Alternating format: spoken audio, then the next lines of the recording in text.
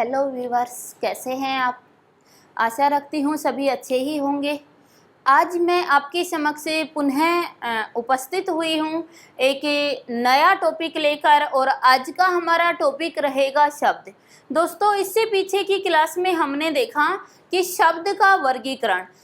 कहना चाहूँगी, यदि आपने हमारी पीछे की क्लास नहीं देखी है शब्द से संबंधित, तो अवश्य देख लीजिएगा। वह क्लास देखने के बाद ही आप इस क्लास को देखिए, क्योंकि उसी क्लास में मैंने शब्द की परिभाषा, शब्द के वर्गीकरण के आधार, इन सभी की विस्तृत चर्चा आपके साथ की। विस्तृत जो विचार थे वो आपके सामने प्रस्तुत किए कि शब्द का वर्गीकरण किस किस आधार पर किया जा सकता है। शब्द अर्थ के आधार पर शब्द के कितने प्रकार होते हैं, प्रयोग के आधार पर शब्द कितने प्रकार का होता है, व्याकरण के आधार पर शब्द को कितने भागों में विभाजित किया गया है, उत्पत्ति के आधार पर शब्द के कितने भेद होते हैं, व्युत्पत्ति के आधार पर शब्द के कितने प्रकार पाए जाते हैं, ये तमाम जानकारियां मैंने आपके समक्ष प्रस्तुत की इससे पीछे की क्लास में। तो पीछे की क्लास यदि आपने नहीं देखी है तो अवश्य देख लीजिए। आज हम साझा करने जा रहे हैं शब्द उत्पत्ति के आधार पर शब्द के प्रकार। आज का हमारा टॉपिक रहेगा उत्पत्ति के आधार पर शब्द का प्रकार। उत्पत्ति कहो, चाहे इतिहास कहो या स्रोत कहो, या फिर हम उद्गम कहते हैं। उद्गम के आधार पर शब्द के प्रकार। उत्पत्ति के आधार पर, स्रोत, इतिहास या उद्गम के आधार पर शब्द को कितने भागों में विभाजित किया गया है, आज का हमारा टॉपिक रहेगा। और यह टॉपिक आपका हर परीक्षा में, जहां हिंदी व्याकरण आता है, हर परीक्षा में यहाँ से क्वेश्चन बनता ही बनता है कि उत्पत्ति के आधार पर शब्द के प्रकार। चाहे हमें 4 शब्द दे दिए जाते हैं और फिर पूछा जाता है कि बताइए इसमें कौन सा शब्द किस प्रकार का है। तो आइए आज हम देखने जा रहे हैं उत्पत्ति, इतिहास या स्रोत के आधार पर शब्द के भेद। उत्पत्ति, इतिहास या स्रोत के आधार पर शब्द को 5 भागों में विभाजित किया गया है। सबसे पहला प्रकार हमारा आ जाता है तत्सम शब्द। तत्सम शब्द। दूसरा प्रकार आ जाता है तद्भव शब्द। तद्भव शब्द। तीसरा प्रकार आ जाता है देशज शब्द। देशज शब्द। और चौथा प्रकार आता है विदेशज शब्द। विदेशज शब्द, या इनको आगत शब्द भी कहते हैं। आगत शब्द। 5वां प्रकार आ जाता है संकर शब्द। संकर शब्द। देखिए, उत्पत्ति के आधार पर या फिर इतिहास के आधार पर शब्द को 5 भागों में विभाजित किया गया। तत्सम शब्द, तद्भव शब्द, देशज शब्द, विदेशज शब्द और संकर शब्द। एक बार पुनः दोहराना चाहेंगे कि अधिकतर बुक्स में ये 4 ही प्रकार दिए हुए होते हैं कि उत्पत्ति या स्रोत के आधार पर शब्द को 4 भागों में ही विभाजित किया गया है। लेकिन कहना चाहेंगे, यदि एग्जाम में क्वेश्चन बन जाता है तो अवश्य आंसर 5 होगा। संकर शब्द भी उत्पत्ति के आधार पर ही माना जाता है। उत्पत्ति के आधार पर ही शब्द का वर्गीकरण माना जाता है संकर शब्द। आइए आज हम देखने जा रहे हैं कि तत्सम शब्द कौन से होते हैं, तद्भव शब्द कौन से होते हैं, देशज कौन से, विदेशज और संकर शब्द कौन से होते हैं। सबसे पहले तो हम इनकी परिभाषा जानते हैं कि तत्सम शब्द कौन से शब्द हैं। यह जो तत्सम शब्द है, यह शब्द तत् जमा सम शब्द से बना हुआ है। ये तत् धन सम शब्द से बना है। तत् का अर्थ होता है वैसा ही, और समान का सम का अर्थ होता है समान, यानी बिल्कुल उसके समान या उसके जैसा ही। किसके जैसा? देखिएगा, जब भाषा किसके जैसा समझने से पहले हम थोड़ा सा समझते हैं कि भाषा की उत्पत्ति का जो क्रम है वो किस प्रकार से निर्धारित किया जाता है, कौन सा क्रम पाया जाता है। भाषा की उत्पत्ति के क्रम की बात करें तो सबसे पहले हमारे पास आ जाती है वैदिक संस्कृत। वैदिक संस्कृत सबसे पहले जो भाषा का जन्म हुआ वो जन्म माना जाता है वैदिक संस्कृत से। वैदिक संस्कृत के बाद हमारे पास आती है लौकिक संस्कृत। लौकिक संस्कृत, लौकिक संस्कृत के बाद आ जाती है पाली।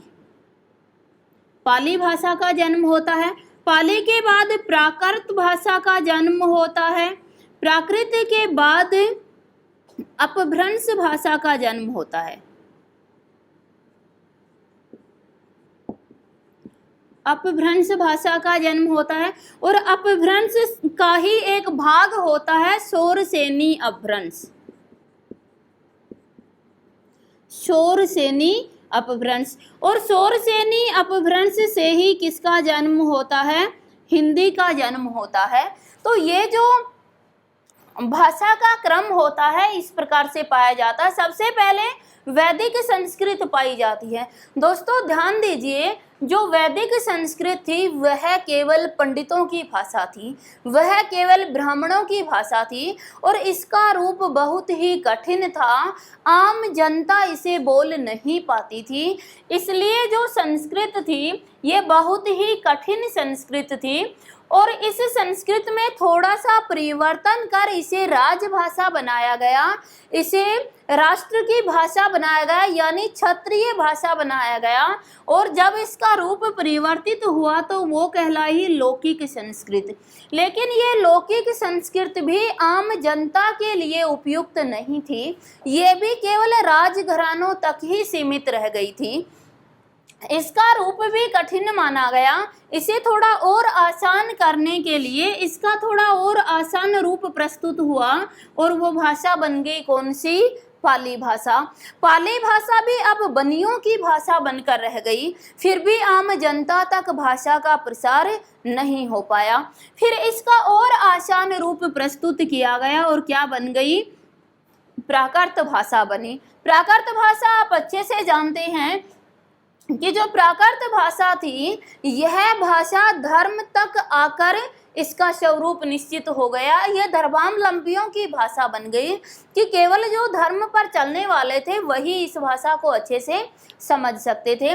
जैसे प्राकृत भाषा की बात करते हैं तो आपने महात्मा बुद्ध या जैन महावीर जैन स्वामी जो थे उनकी बात का जिक्र सुना होगा, इतिहास में पढ़ा होगा।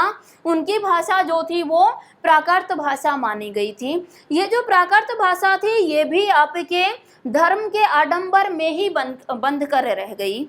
उसके बाद इसका और आसान रूप प्रस्तुत किया गया और वह रूप क्या निकला, अपभ्रंश निकल गया। और अपभ्रंश बिल्कुल बिगड़ी हुई भाषा का रूप कहलाया। यहाँ भाषा के शब्द बहुत ही कठिन थे, उनका थोड़ा आसान रूप प्रस्तुत किया, लौकिक संस्कृत आ गई। लौकिक संस्कृत का आसान रूप पाली बनी, पाली का आसान रूप प्राकृत बना और प्राकृत का आसान रूप अपभ्रंश भाषा बन गई, जो बिल्कुल ही बहुत ज़्यादा आसान रूप हो गया, बहुत ही बिगड़ा हुआ रूप प्रस्तुत यहाँ हो गया और यह आम जनता की भाषा बनी। जब आम जनता में यह भाषा प्रचलित हुई तो सबने अपने सुविधा के अनुसार इसका अर्थ निर्धारित कर दिया, शब्दों का उच्चारण निर्धारित कर दिया, तो ये सबसे बिगड़ा हुआ रूप कहलाया। इस बिगड़े हुए रूप में पुनः थोड़ा संशोधन किया और शौरसेनी इसका एक भाग बना, जिससे हमारी हिंदी का उद्भव हुआ, हिंदी भाषा का उद्भव माना जाता है। देखिए अब हम समझते हैं कि तत्सम शब्द, तद्भव, देशज और विदेशज शब्द कौन कौन से शब्द थे। सबसे पहले हमारे पास आया तत्सम शब्द। तत्सम शब्द वे शब्द होते हैं जो संस्कृत से ज्यों के त्यों हिंदी भाषा में प्रयोग किए जाते हैं। तत्सम बिल्कुल उसके जैसा, उसी के समान, किसके, संस्कृत के समान। जो शब्द संस्कृत भाषा में चलते थे वे हूबहू हमारी हिंदी भाषा में प्रयोग किए जा रहे हैं, क्या कहलाते हैं? तत्सम शब्द कहलाते हैं। ऐसे शब्द जो संस्कृत से ज्यों के त्यों हिंदी भाषा में प्रयोग किए जाते हैं तत्सम शब्द कहलाते हैं। अब इस परिभाषा से एक बात तो निर्धारित होती है कि तत्सम शब्द बोलने में बहुत ही कठिन होते हैं, क्योंकि यह बहुत ही कठिन भाषा थी संस्कृत भाषा। तो जो शब्द कठिनाई से बोला जाता है वो शब्द मूलतः क्या होता है? आपका संस्कृत शब्द कहलाएगा। उसके बाद आता है तद्भव शब्द। तद्भव शब्द, तद का अर्थ होता है वैसा और भव का अर्थ होता है निर्मित, यानी उस शब्द से निर्मित कोई दूसरा शब्द जो है वो तद्भव कहलाता है। तो देखिए, तद्भव शब्द वे शब्द होते हैं जो संस्कृत से, पाली, प्राकृत और अपभ्रंश से होते हुए रूप बदलकर हिंदी में प्रयोग किए जाते हैं, तद्भव शब्द कहलाते हैं। ऐसे शब्द जो संस्कृत से, पाली, प्राकृत और अपभ्रंश से होते हुए रूप बदलकर हिंदी में प्रयोग किए जाते हैं, क्या कहलाते हैं? तद्भव शब्द कहलाते हैं। ध्यान दीजिएगा, तत्सम शब्द ऐसे शब्द हैं जो संस्कृत से सीधे ही हिंदी में प्रयोग किए गए, ज्यों के त्यों प्रयोग किए गए, उनके रूप में कोई परिवर्तन नहीं आया। जैसा कठोर उच्चारण उनका संस्कृत में था वैसा ही कठोर उच्चारण उनका हिंदी में भी किया जा रहा है, तत्सम शब्द कहलाए। लेकिन तद्भव शब्द है ये संस्कृत से पाली, फिर प्राकृत, फिर अपभ्रंश और फिर रूप बदलकर किसमें प्रयोग किए गए? ये आपके हिंदी में प्रयोग किए गए, और हिंदी तक आते आते इनका उच्चारण बहुत ही आसान हो गया था।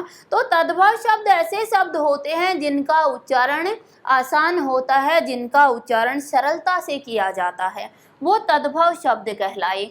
उसके बाद आता है देशज शब्द। दोस्तों, देशज शब्द ऐसे शब्द थे जिनकी उत्पत्ति का कोई आधार ही नहीं है, जो किसी भी भाषा शास्त्र में नहीं मिलते हैं और आवश्यकता अनुसार उत्पन्न हो जाते हैं और प्रचलित भी हो जाते हैं। ऐसे शब्द आपके देशज शब्द कहलाते हैं, यानी ऐसे शब्द जिनकी उत्पत्ति का कोई अता पता नहीं होता है, क्या कहलाते हैं? देशज शब्द कहलाते हैं। यह हमारी आवश्यकता अनुसार प्रचलित हो जाते हैं, क्षेत्र विशेष में प्रचलित हो जाते हैं, तो ये शब्द आपके देशज शब्द कहलाते हैं। और देशज शब्द अधिकतर कौन सी भाषा से मिलते हैं? हमें अपभ्रंश भाषा से मिलते हैं, क्योंकि यह बिगड़ा हुआ रूप होता है भाषा का। इनकी उत्पत्ति कहीं होती नहीं है, अपनी सुविधा के अनुसार हम नए नए शब्दों को जन्म दे देते हैं, उच्चारण की सुविधा के अनुसार नए नए शब्दों को जन्म दे देते हैं, तो ये क्या? अपभ्रंश के शब्द होते हैं, और ये क्या कहलाते हैं? आपके देशज शब्द कहलाते हैं। उसके बाद है विदेशज शब्द या आगत शब्द। विदेशज शब्द ऐसे शब्द होते हैं जो अंग्रेजी भाषा से या फिर अन्य विदेशी भाषा से ज्यों के त्यों हिंदी में प्रयोग कर लिए जाते हैं।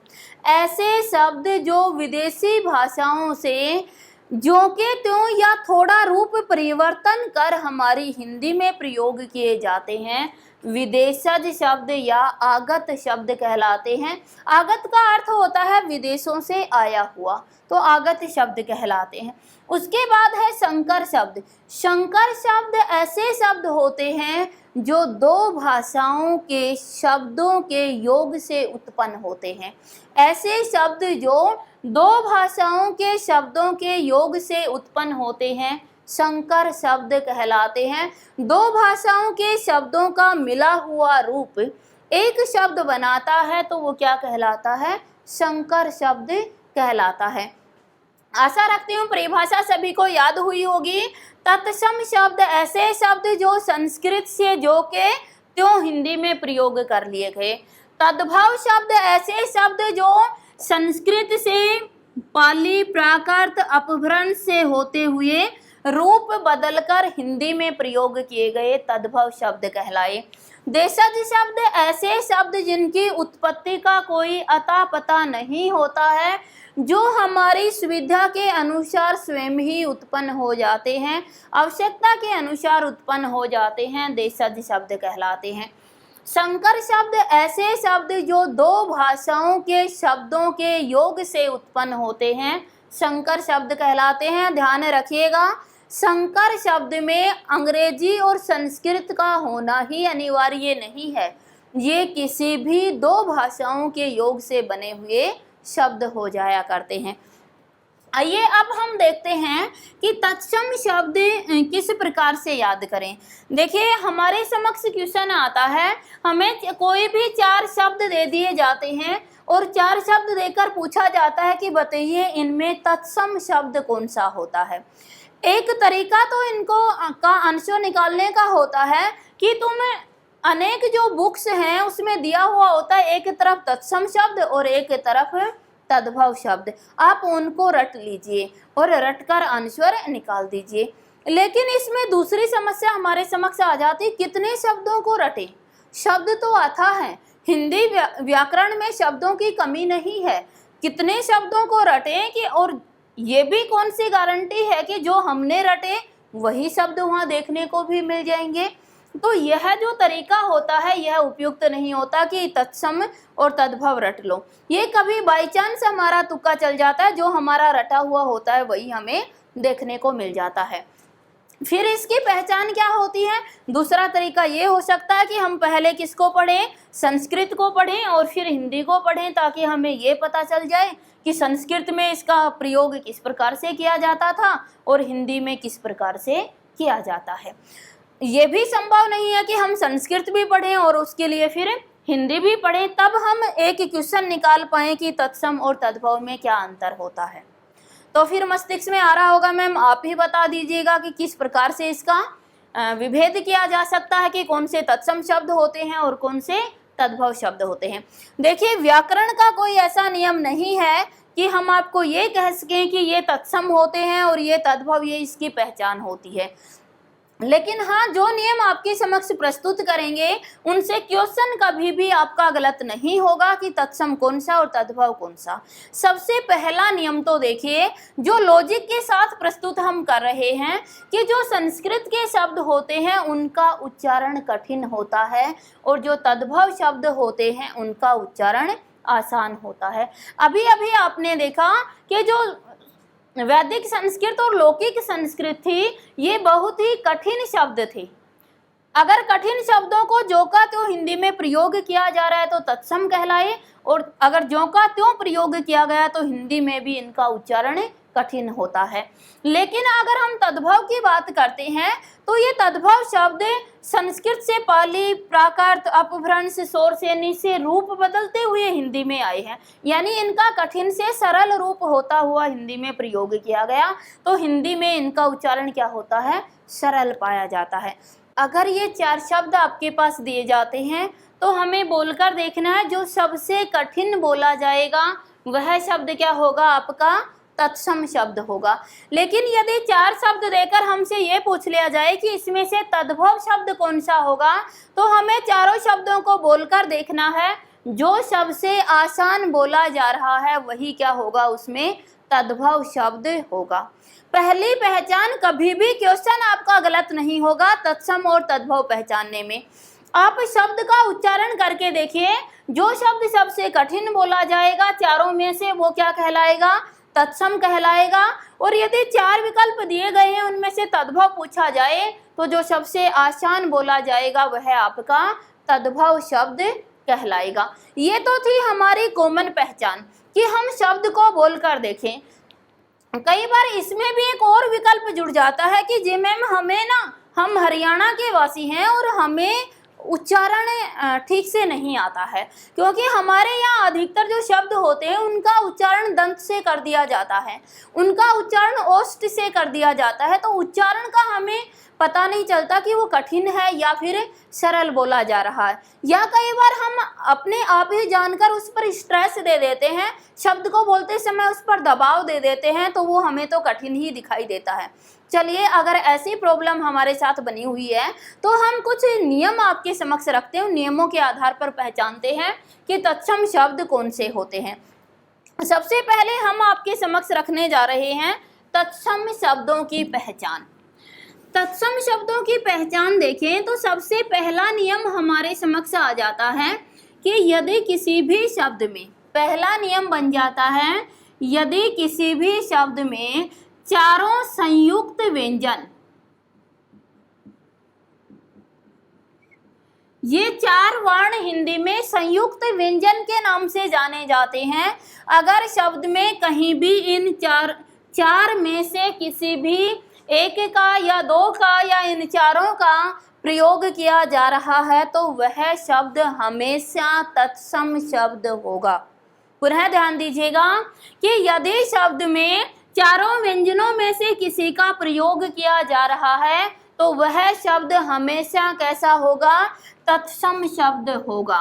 जैसे हमारे समक्ष रख दिया जाता है, एग्जाम्पल रख दिया जाता है क्षेत्र, और क्षेत्र शब्द देकर पूछे कि बताइए यह किस प्रकार का शब्द है, तो दोस्तों इसमें जो दोनों वर्ण आए हुए हैं ये वर्ण संयुक्त व्यंजन है। और संयुक्त, अगर किसी शब्द में कोई भी संयुक्त व्यंजन का प्रयोग, किसी भी संयुक्त व्यंजन का प्रयोग किया जा रहा है तो वो हमेशा तत्सम शब्द होगा।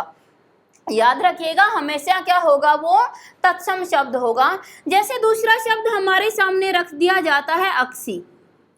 अब अक्सी में भी क्षय आ रहा है तो क्या है? ये तत्सम शब्द होगा। जैसे शब्द हमारे पास रख दिया जाता है रात्र, रात्र शब्द रख दिया जाता है तो ये भी इसमें त्रय का प्रयोग हो रहा है तो भी क्या है? ये आपका तत्सम शब्द कहलाएगा। तो ये पहचान है कि यदि शब्द में इन चारों संयुक्त व्यंजनों में से किसी भी व्यंजन का प्रयोग किया जा रहा है तो वह शब्द हमेशा तत्सम शब्द कहलाएगा। अब कहोगे मैम ये बात तो ठीक है, लेकिन अगर उसने हमसे ये पूछ लिया कि बताइए क्षेत्र शब्द का तद्भव रूप क्या होगा, ऐसा भी पूछा जा सकता है। तो देखिए, ये जो क्षय है इसका तद्भव रूप हमेशा बनता है या तो क्षय बनता है, या तो क्षय इसका तद्भव रूप बन जाता है या फिर इसका तद्भव रूप क्षय बन जाता है। जैसे क्षेत्र शब्द दिया गया है तो इसका वो बना देते हैं खेत। क्षेत्र शब्द का तद्भव रूप क्या हो जाएगा? खेत हो जाएगा। क्यों?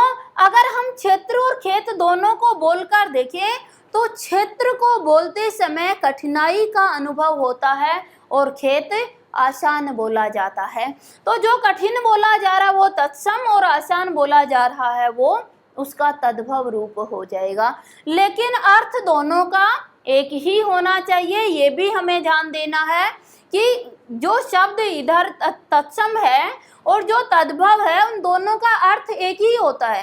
क्यों? क्योंकि सिर्फ वो तो उच्चारण की दृष्टि से आसान तरीके से में परिवर्तित हो गए, अर्थ दोनों का एक ही होता है।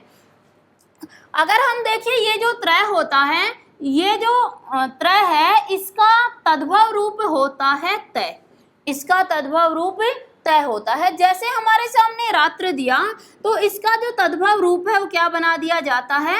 रात बना दिया जाता है। रात्र शब्द जो है ये आपका कठिन बोला जा रहा है और रात आसान बोला जा रहा है। उसके बाद जो ज्ञ होता है इसका जो तद्भव रूप होता है वो क्या होता है? जय हो जाता है। जैसे हम ज्ञान शब्द कहते हैं और ज्ञान का बहुत बार आपने उच्चारण देखा होगा, एक शब्द होता है आपका ज्ञान, और ज्ञान का जब रूप बदला जाता है, तद्भव रूप बनाया जाता है तो क्या बना दिया जाता है? ज्ञान बना दिया जाता है। तो ये जो शब्द है इसको बोलकर देखोगे ज्ञान, तो हमारी जो जीभा होती है उसे स्ट्रेस लेना पड़ता है, उसे घुमाव लेना पड़ता है, वो कठिनाई से इसका उच्चारण बाहर निकलता है। तो ये क्या है? तत्सम शब्द, और ये क्या हो जाएगा? हमारा तद्भव शब्द हो जाएगा। और ये जो होता है ये श्रय जो हुआ करता है इसका तद्भव रूप क्या होता है? स होता है। इसका तद्भव रूप स माना जाता है। जैसे हमारे सामने शब्द दे दिया जाता है और शब्द दे दिया जाता है, अश्रु शब्द दे दिया जाता है, और अश्रु शब्द का जब तद्भव हम देखते हैं तो क्या बन जाता है, आंसू बन जाता है। आंसू इसका तद्भव रूप हुआ करता है। तो अश्रु शब्द को बोलते हैं तो कठिनाई से बोला जाता है और आंसू बोलते हैं तो आसानी से बोला जा सकता है। बस हमें ध्यान देना है पहला नियम कि यदि शब्द में किसी भी संयुक्त व्यंजन का प्रयोग किया गया है तो वह शब्द हमेशा क्या होगा, तत्सम शब्द कहलाएगा। अगर हमें ये पूछ लिया जाए कि बताइए इस तत्सम शब्द का तद्भव रूप क्या होगा, तो तद्भव रूप क्या बन जाता है आपका, ये इनके तद्भव रूप में प्रयोग किए जाते हैं। जैसे अक्षी है और अक्षी का क्या हो जाता है, हमारा आंख हो जाता है, अक्षी का आंख बन जाता है तद्भव रूप। तो हमने देखा कि ये जो क्ष है ये ख में भी परिवर्तित हो जाता है और ये छ में भी परिवर्तित हो जाता है, दोनों ही इसके आसान रूप कहलाते हैं। तो ये था हमारा पहला नियम कि यदि शब्द में कोई भी संयुक्त व्यंजन पाया जाए तो वो क्या कहलाएगा, हमेशा तत्सम शब्द कहलाएगा। आइए दूसरे नियम की ओर आगे बढ़ते हैं। दूसरा नियम हमारे समक्ष आ जाता है कि यदि किसी भी शब्द में री स्वर का प्रयोग किया जाता है, किसी भी शब्द में री स्वर का प्रयोग किया जाता है तो वो शब्द हमेशा क्या होता है, तत्सम शब्द कहलाता है। अगर किसी शब्द में री स्वर का प्रयोग किया जाएगा तो वो हमेशा तत्सम शब्द कहलाता है। जो री स्वर होता है, री स्वर की जो मात्रा होती है वो हमेशा क्या लगाई जाती है, ऐसे लगाई जाती है। जैसे हमारे समक्ष उदाहरण आ जाता है और उदाहरण हमें दे दिया जाता है दृढ़। दृढ़ शब्द देकर पूछता है बताइए किस प्रकार का शब्द है, तो चाहे आप इसको बोलकर निकालो, अगर दृढ़ बोलते हो तो ये कठिनाई से बोला जा रहा है, चाहे इस नियम के आधार पर निकाल लो कि इस द के नीचे री स्वर लगा हुआ है, अगर री स्वर लगा हुआ है तो ये शब्द कैसा है आपका, तत्सम शब्द है। याद रखना जिस भी शब्द में री स्वर का प्रयोग होगा वो शब्द हमेशा तत्सम शब्द कहलाएगा। इसका भी एक लॉजिक होता है कि जो री स्वर है ये संस्कृत भाषा का स्वर था, हिंदी में बाद में अपनाया गया, पहले ये संस्कृत भाषा का स्वर था और संस्कृत भाषा के स्वर का अगर प्रयोग किया जा रहा है तो फिर वो क्या है आपका, तत्सम शब्द कहलाएगा। चलिए अगला नियम हम देखते हैं और अगला नियम हमारे समक्ष आ जाता है कि यदि रे का कोई भी रूप प्रयोग किया जा रहा है तो वो शब्द हमेशा क्या कहलाते हैं, तत्सम शब्द कहलाते हैं। यदि किसी शब्द में री के इस प्रकार के दोनों रूपों का प्रयोग किया जाता है तो वो हमेशा तत्सम शब्द कहलाते हैं। जैसे शब्द मैंने आपके समक्ष रखा क्रम और शब्द रखा कर्म, ये जो रे हमें दिखाई दे रहा है, ये रे का जो रूप दिखाई दे रहा है, ये अगर कहीं किसी भी शब्द में प्रयोग किया जाता है तो वो हमेशा क्या कहलाते हैं, तत्सम शब्द कहलाते हैं। जब तद्भव बनाया जाता है तो इसका पूरा रूप प्रयोग कर लिया जाता है। जो रे है यहाँ देख रहे हैं नीचे लगा हुआ है और तब तद्भव बनाएंगे तो रे बीच में उठकर आ जाएगा। अगर ये रे इधर प्रयोग किया जा रहा है, ये इधर बीच में पूरा लिख दिया जाएगा तो वो इसका तद्भव रूप कहलाएगा।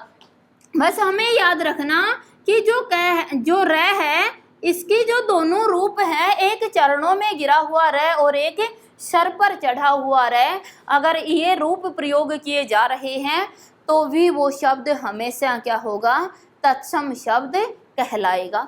उसके बाद अगला नियम हमारे समक्ष आ जाता है कि यदि किसी भी शब्द में विसर्ग का प्रयोग किया जा रहा है, किसी भी शब्द में विसर्ग का प्रयोग किया जा रहा है तो वह शब्द हमेशा क्या होता है, तत्सम शब्द कहलाता है।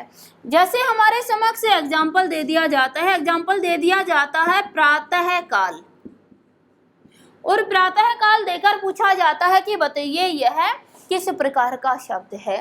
तो दोस्तों जिस भी शब्द में इस विसर्ग का प्रयोग होगा वो शब्द हमेशा तत्सम शब्द कहलाएगा, क्योंकि विसर्ग संस्कृत भाषा में ही प्रयोग होता है, हिंदी में इसका प्रयोग नहीं किया जाता है। अगर हिंदी में शब्द के साथ प्रयोग किया जाता है तो फिर वो तत्सम शब्द कहलाते हैं, वह शब्द का तत्सम रूप हुआ करता है। उसके बाद अगला नियम हमारे समक्ष आ जाता है कि यदि शब्द में अनुस्वार का प्रयोग किया जाता है, यदि शब्द में अनुस्वार का प्रयोग किया जाता है तो वो अधिकतर जो शब्द हैं वो क्या हैं, तत्सम कहलाते। अधिकतर शब्द तत्सम कहलाते हैं, सभी शब्द नहीं कहलाते हैं, ध्यान दीजिएगा। अधिकतर शब्द तत्सम शब्द कहलाते हैं। जिन शब्दों में अनुस्वार का प्रयोग किया जाता है वो अधिकतर शब्द तत्सम कहलाते हैं। जब इसका तद्भव रूप देखेंगे तो तद्भव रूप में क्या आ जाता है, अनुनासिक का प्रयोग कर दिया जाता है, चंद्र बिंदु का प्रयोग किया जाता है। यह निश्चित है कि चंद्र बिंदु का प्रयोग हमेशा किसमें किया जाता है, तद्भव शब्दों में ही किया जाता है। तत्सम शब्दों में कभी भी ये जो चंद्र बिंदु है इसका प्रयोग नहीं किया जाता है, अनुनासिक का प्रयोग नहीं किया जाता है, केवल अनुस्वार का प्रयोग किया जाता है। ये जो अनुस्वार जो एक बिंदी है इससे बनने वाले अधिकतर शब्द तत्सम होते हैं, लेकिन सभी नहीं होते हैं, ये ध्यान रखिएगा। उसके बाद अगला नियम हमारे समक्ष आ जाता है और अगला नियम आता है कि जिन शब्दों की संस्कृत संधि संभव है, संस्कृत संधि संभव है, वे शब्द हमेशा क्या होते हैं, तत्सम शब्द होते हैं। याद रखिएगा, जिन शब्दों की संस्कृत संधि संभव है, जो संस्कृत की संधि है, संस्कृत संधि के दौरान बने हुए शब्द हमेशा क्या कहलाते हैं, तत्सम शब्द कहलाते हैं। केवल तत्सम शब्दों का ही संधि विच्छेद किया जा सकता है, बाकी किसी भी शब्द का संधि विच्छेद नहीं किया जा सकता। और यही रीजन है कि आप लोग बहुत बार कुछ शब्द ऐसे रख देते हो कि मैम बताइए इसका संधि विच्छेद क्या होगा। दोस्तों, हर शब्द का संधि विच्छेद नहीं किया जाता है, संधि विच्छेद सिर्फ और सिर्फ तत्सम शब्दों का ही हो सकता है। जो संस्कृत की संधि है जिसमें हम स्वर संधि पढ़ते हैं, व्यंजन संधि पढ़ते हैं, विसर्ग संधि पढ़ते हैं, इन संधि तीनों संधि केवल तत्सम शब्दों की ही संभव होती हैं। तद्भव शब्दों की, देशज की, विदेशज की या संकर शब्द की कभी संधि नहीं होती है। तो ये था हमारा छठा नियम तत्सम शब्दों को पहचानने का। उसके बाद अगला नियम हमारे समक्ष आ जाता है कि जिन शब्दों में से का, ये से और ये से, कौन कौन से हैं जल्दी से कमेंट करके बता दीजिए। इस से को कौन सा से कहते हैं और इस से का नाम क्या होता है ना। चलिए, बहुत बार ऐसा पूछा जाता है तो आपका आंसर आता है मैम ये 21 वाला से होता है और ये षटकोण वाला से होता है। दोस्तों, ना तो ये 21 का से है और ना ही ये षटकोण का से, इनका अपना नाम होता है और यह नाम मैं पीछे की क्लास में आपके समक्ष रख चुकी हूँ। यदि आपने हमारी उच्चारण स्थान की क्लास नहीं देखी है तो अवश्य देख लीजिएगा, आपको पता चलेगा इस से का नाम क्या है, इस से का नाम क्या है और सड़क वाले से का नाम क्या है। यहाँ हम देखने जा रहे हैं कि यदि जिन शब्दों में इस से और इस से, दोनों से में से किसी से का आधा रूप प्रयोग किया जा रहा है तो वह शब्द हमेशा तत्सम शब्द कहलाते हैं। जिन शब्दों में दोनों में से किसी भी से का आधा रूप प्रयोग किया जा रहा है तो वे शब्द हमेशा क्या कहलाते हैं, आपके तत्सम शब्द कहलाते हैं। जैसे उदाहरण हमारे समक्ष रख दिया जाता है श्यामल, शब्द दे दिया जाता है श्यामल और श्यामल शब्द देकर पूछा जाता है कि बताइए ये तत्सम शब्द है या तद्भव शब्द है। तो इसके अंतर्गत इस से का प्रयोग किया गया और वो भी आधे रूप का, तो ये क्या होगा आपका तत्सम शब्द कहलाएगा। जब इन दोनों का तद्भव रूप बनाना होता है तो कौन से से में परिवर्तित हो जाते हैं, दंत्य स में परिवर्तित हो जाते हैं। श्यामल शब्द का जब हमें तद्भव बनाना होगा तो बन जाएगा सांवला। क्या बन जाएगा? सांवला शब्द बन जाएगा। तो ये क्या है? तद्भव शब्द है। चाहे इस प्रकार से बोल के देख लीजिए, अगर श्यामल शब्द को बोलते हैं, श्यामल शब्द को बोलते हैं तो कठिन बोला जाता है, और सांवला शब्द को बोलते हैं तो आसान बोला जा रहा है। उसके बाद हमारे समक्ष एक नियम आ जाता है कि जिन शब्दों में व का प्रयोग किया जाता है वे अधिकतर शब्द तत्सम शब्द होते हैं। ध्यान दीजिएगा, जिन शब्दों में व वर्ण का प्रयोग किया जाता है वे अधिकतर शब्द तत्सम शब्द कहलाते हैं। जब इसका तद्भव बनाना होता है तो क्या बन जाता है? ये ब में परिवर्तित हो जाता है, ब वर्ण में परिवर्तित हो जाता है। जैसे हमारे सामने शब्द रख दिया जाता है और शब्द रख दिया जाता है वधू। अगर वधू शब्द को देखते हैं तो ये तत्सम शब्द है, और जब इसका तद्भव बना दिया जाता है तो क्या बना दिया जाता है? बहु शब्द बना दिया जाता है। यानी ये जो व होता है ये किस में बदल जाता है? ब में परिवर्तित हो जाता है। अब यदि हम वधू और बहु शब्द को बोलकर देखें तो वधू शब्द बोलने में कठिन है और बहु शब्द बोलने में आसान होता है। इसी तरह से जैसे हमारे सामने दे दिया जाता है वर यात्रा, शब्द आता है वर यात्रा। वर यात्रा में व का प्रयोग भी हो रहा है और त्र का प्रयोग भी हो रहा है, तो दोनों नियम है। ये कैसा शब्द है? आपका तत्सम शब्द है। जब इसका तद्भव बनाया जाता है तो क्या बना दिया जाता है? बारात बना दिया जाता है, शब्द बना दिया जाता है बारात। यानी ये जो व होता है ये किस में परिवर्तित हो गया? ब में। जो त्र है ये किस में परिवर्तित हो गया? त में परिवर्तित हो गया। तो ये कौन सा बन जाता है? आपका तद्भव रूप बन जाता है। तो इस प्रकार से हम देख रहे हैं कि यदि किसी शब्द में हमें व दिखाई देता है तो उसका तद्भव बनाते समय हम उसको ब में परिवर्तित कर देते हैं, लेकिन अर्थ दोनों शब्दों का एक ही रहना चाहिए, यह हमें ध्यान रखना है। उसके बाद अगर हमारे पास नियम आ जाता है कि जिन शब्दों के अंदर, ये सभी नियम आपको याद हुए। इसके बाद एक नियम और आ जाता है कि जिन शब्दों का समास विग्रह किया जाता है, जिन शब्दों का समास विग्रह किया जाता वे कभी भी तत्सम शब्द नहीं होते हैं। ध्यान रखिएगा, तत्सम शब्दों का समास विग्रह नहीं होता है, केवल क्या होते हैं? जिन शब्दों का संधि विच्छेद होता है वही तत्सम कहलाते हैं। समास विग्रह कभी तत्सम शब्दों का नहीं होता। तो ये हमारे समक्ष नियम थे तत्सम शब्द पहचानने के। एक बार पुनः दोहराती हूँ, जिन शब्दों में किसी भी संयुक्त व्यंजन का प्रयोग किया गया तत्सम कहलाएंगे, जिसमें री स्वर का प्रयोग किया गया वे भी हमेशा तत्सम कहलाएंगे, जिसमें र के इस रूप का प्रयोग किया गया वे भी हमेशा तत्सम कहलाएंगे, जिनमें विसर्ग का प्रयोग किया गया वे भी हमेशा तत्सम कहलाएंगे, जिन शब्दों में अनुस्वार का प्रयोग किया जाता है वो अधिकतर शब्द तत्सम होते हैं, सभी शब्द तत्सम नहीं होते हैं। उसके बाद है जिन शब्दों की संधि संस्कृत संधि संभव है वे हमेशा तत्सम होते हैं। नेक्स्ट नियम है कि जिन शब्दों में इन दोनों से में से किसी का भी आधा रूप प्रयोग किया जाता है वो हमेशा तत्सम होते हैं। जिन शब्दों में व का प्रयोग किया जाता है वो अधिकतर शब्द क्या होते हैं? तत्सम शब्द कहलाते हैं। और जिन शब्दों का समास विग्रह संभव है वो कभी भी तत्सम नहीं होते हैं। ये था तत्सम शब्दों को पहचानने का नियम। आशा रखती हूँ सभी को अच्छे से समझ आया होगा, और अगर समझ आया है तो कहना चाहूँगी आपके पास जो भी बुक्स उपलब्ध हैं उन बुक्स में से इस नियम को लगा कर देखिए, तत्सम और तद्भव पहचान कर देखिए।